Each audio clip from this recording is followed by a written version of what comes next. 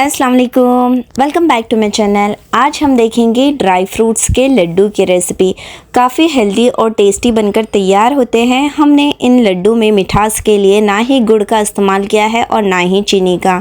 आप ठंडी के मौसम में इसे ज़रूर बनाकर खाना, काफ़ी हेल्दी होते हैं ये।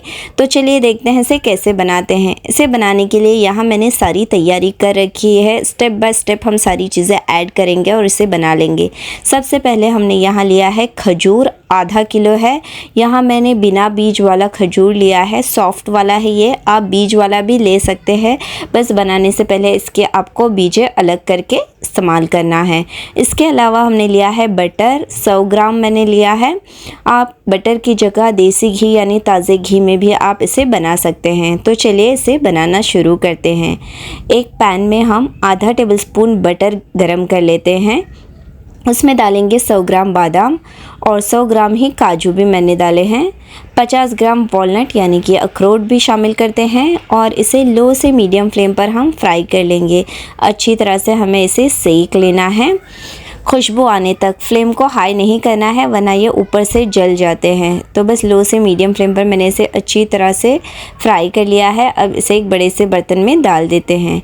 इसी पैन में अब आधा टेबलस्पून बटर डाला है। आप इसकी जगह देसी घी भी इस्तेमाल कर सकते हैं। इसमें डालेंगे गोंद, 50 ग्राम गोंद ली है मैंने, इसे भी इसमें शामिल करते हैं और लो से मीडियम फ्लेम पर हम इसे भी फ्राई कर लेंगे। जैसे जैसे ये फ्राई होने लगेगी, ये फूलना शुरू हो जाती है, कुछ इस तरह से ये फूलने लगेंगी। इसे भी लो से मीडियम फ्लेम पर ही हमने फ्राई कर लिया है और ये काफ़ी अच्छी तरह से फ्राई हो गई है और अच्छी तरह से फूल भी गई है। अब इस गोंद को भी हम उसी बर्तन में डालेंगे। गोंद भी काफ़ी फ़ायदेमंद होती है, आप इसे भी ज़रूर डालें। 1 टीस्पून मैंने बटर डाला और उसी पैन में 50 ग्राम किशमिश डाले हैं। आप काले किशमिश का भी इस्तेमाल कर सकते हैं। इसे भी अच्छी तरह से फ्राई कर लिया, इसे भी अब निकाल देते हैं। अब इसी पैन में आधा टेबलस्पून बटर डालेंगे। उसमें डालेंगे 100 ग्राम पम्पकिन कद्दू की बीजें, 100 ग्राम सनफ्लावर सीड्स और 50 ग्राम मैंने डाले हैं तरबूज के वाटरमेलन की बीजें। सीड्स आप अपनी पसंद के कोई भी ले सकते हैं, कम या ज़्यादा भी कर सकते हैं। इसे भी लो से मीडियम फ्लेम पर हम अच्छी तरह से खुशबू आने तक फ्राई कर लेंगे। सारी चीज़ों को बस आपको अच्छी तरह से भूनकर फ्राई करके इस्तेमाल करना है। ये बीज को मैंने अलग से प्याले में निकाला है।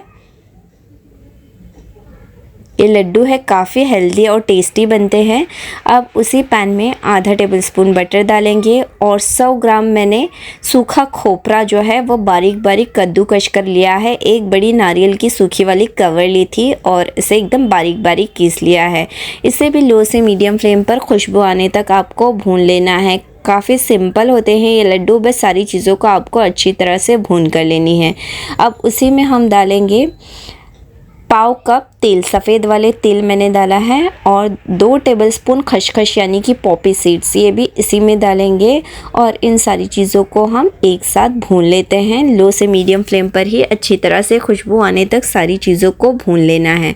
तो ये सारी चीज़ें अच्छी तरह से भुन गई है। अब फ्लेम को ऑफ़ करते हैं और इसे इसी में मैंने ठंडा होने के लिए रख दिया था।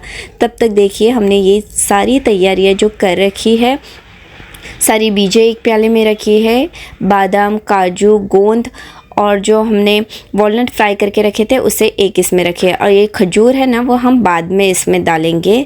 तो सबसे पहले ये जो बादाम वगैरह जो हमने फ्राई करके रखे थे ना, वो मिक्सचर को हम चॉपर में डाल देते हैं। यहाँ मैंने फूड प्रोसेसर में डाला है, आप चाहो तो मिक्सर में भी हल्का सा घुमा सकते हो या आप चाहो तो इसे बारीक बारीक काट कर भी ले सकते हो। चॉपर में ये आसानी के साथ चॉप हो जाते हैं। तो मैंने इन सारी चीज़ों को ऑन ऑफ करते हुए दरदरा सा पीस ली थी। आप चाहो तो सारी चीज़ों को भी बारीक पीस सकते हो, पर मैंने बीजे जो सीड्स है उसे नहीं इसमें डाला था, बस दूसरे काजू बादाम वगैरह को ही दरदरा सा पीस लिया था।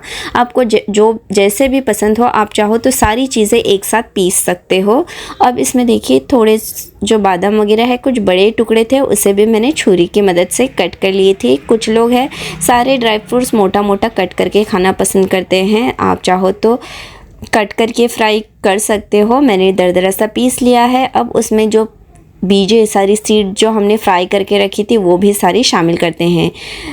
नारियल, खसखस, और तिल जो भून के रखे थे उसे भी, उस मिक्सचर को भी इसमें डाला है। अब उसी पैन में हमने 1 टेबलस्पून बटर डाला था और ये जो खजूर है वो हम इसमें अब इस वक्त डाल के फ्राई कर लेंगे।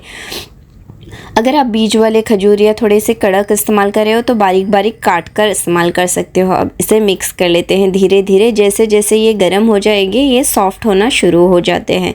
तो एकदम सॉफ्ट होने तक मैंने इसे फ्राई कर लिया। एकदम नरम खजूर थे इसलिए मैंने इसे ऐसे ही फ्राई करके डाली थी। थोड़ा सा बटर बचा था वो भी डाला है। टोटल इस लड्डू को बनाने के लिए हमने 100 ग्राम बटर का इस्तेमाल किया था। आप इसकी जगह घी का इस्तेमाल कर सकते हैं। जब एकदम सॉफ्ट सा हो गया तब हम फ्लेम को ऑफ़ कर लेंगे।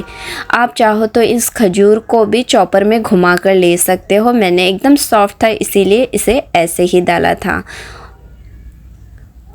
तो बस इसे अब हम मिक्स कर लेते हैं। जब ये गर्म होगा तभी हमने इसे मिक्स कर लिया है तो आसानी से मिक्स हो जाते हैं। एहतियात दें वरना जो आपके हाथ हैं वो जल भी सकते हैं। तो इसे मिक्स कर लिया। जब ये हल्का गर्म होगा तब हम इसके लड्डू बना लेंगे। तो सारी चीज़ों को मिक्स कर लेते हैं।